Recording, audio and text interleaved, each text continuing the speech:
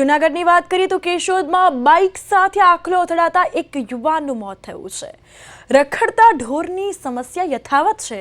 ગઈકાલે બે યુવાનો બાઇક પર જૂનાગઢ જવા માટે નીકળ્યા હતા, જ્યાં અગતરાય નજીક બાઇક સાથે આખલો અથડાતા બંને ફંગોળાયા હોવાનું સામે આવ્યું છે। બંને યુવાનોને સારવાર માટે કેશોદ હોસ્પિટલમાં લઈ જવામાં આવ્યા હતા અને આ અંગે વાત કરીએ તો સારવાર મળે તે પહેલા અશ્વિન કરમટાનું કરુણ મોત નીપજ્યું હોવાનું સામે આવ્યું છે। આશાસ્પદ યુવાનનું મોત થતા પરિવાર પર આભ તૂટી પડ્યું છે। તો બાઇક સાથે આખલો અથડાતા યુવાનનું મોત નીપજ્યું છે। કેશોદથી જૂનાગઢ જતા સમયે આ બનાવ બન્યો હોવાનું સામે આવ્યું।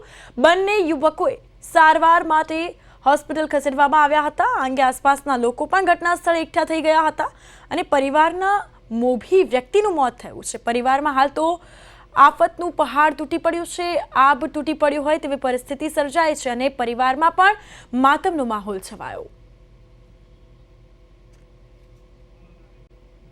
તો કેશોદથી જૂનાગઢ જતા હતા ત્યારે આ ઘટના બની છે। કેશોદ હોસ્પિટલમાં લઈ જવામાં આવ્યા છે। આપને જણાવી દઈએ કે રખડતા ઢોરની સમસ્યા સતત યથાવત છે।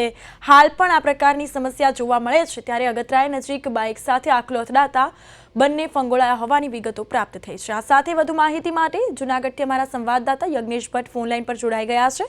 જી યજ્ઞેશ, આ સમગ્ર બનાવ ક્યારે બન્યો? કેશોદથી જૂનાગઢ સમયે જતા હતા ત્યારે આ બનાવ બન્યો છે। રખડતા ઢોરની સમસ્યા યથાવત છે, હાલ તેને લઈને વધુ વિગતો।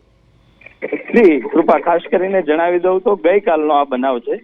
કેશોદમાં બાઇક સાથે ધણખૂટ અથડાતા યુવાનનું મોત થયું હતું। ગઈકાલે બે યુવાનો બાઇક પર જૂનાગઢ જવા નીકળ્યા હતા। અગતરાય નજીકનો આ બનાવ છે। બાઇક સાથે ધણખૂટ અથડાતા બંને ફંગોળાયા હતા। બંને યુવાનોને સારવાર માટે કેશોદ હોસ્પિટલમાં લઈ જવામાં આવ્યા હતા। સારવાર મળે તે પહેલા જ અશ્વિન કરમટા નામના યુવાનનું કરુણ મોત થયું હતું। જી, અને એક યુવક પણ તેઓ સાથે હતો, તેઓને સારવાર માટે ખસેડાયા છે, તેઓને લઈને વિગતો। જી, ખાસ કરીને જણાવી દઉં તો બંને યુવાનોને ગઈકાલે કેશોદ હોસ્પિટલમાં દાખલ કરવામાં આવ્યા હતા। એમાંથી એક યુવાનનું મોત થયું હતું અને એક ઈજાગ્રસ્ત હોવાને સારવાર માટે દાખલ થયા હતા। જી બિલકુલ, પરિવાર પર આભનો પહાડ તૂટી પડ્યો છે અને આફત આવી પડી છે। પરિવારજનોની કોઈ પ્રતિક્રિયા?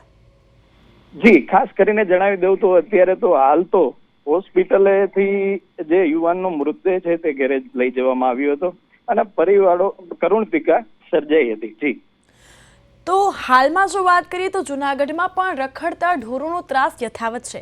શું તંત્રએ આ અંગે નિરાકરણ લાવવું જોઈએ અને તંત્રએ આ અંગે ધ્યાન લેવું જોઈએ? શું આપને એવું નથી લાગતું? તે અંગે વધુ વિગતો। ખાસ કરીને જોવા જઈએ તો રખડતા ઢોરનો ત્રાસ ગામે ગામ, બધા ગામમાં અને બધા શહેરોમાં પણ જોવા મળતો હોય છે। ત્યારે કેશોદ નગરપાલિકા તંત્ર છે તે આ વિશે ઢોરને પકડવાની કાર્યવાહી હાથ ધરે તેવું પરિવાર અને લોકો ઈચ્છી રહ્યા છે। જી બિલકુલ યજ્ઞેશ, તમામ વિગતો બદલ આપનો આભાર।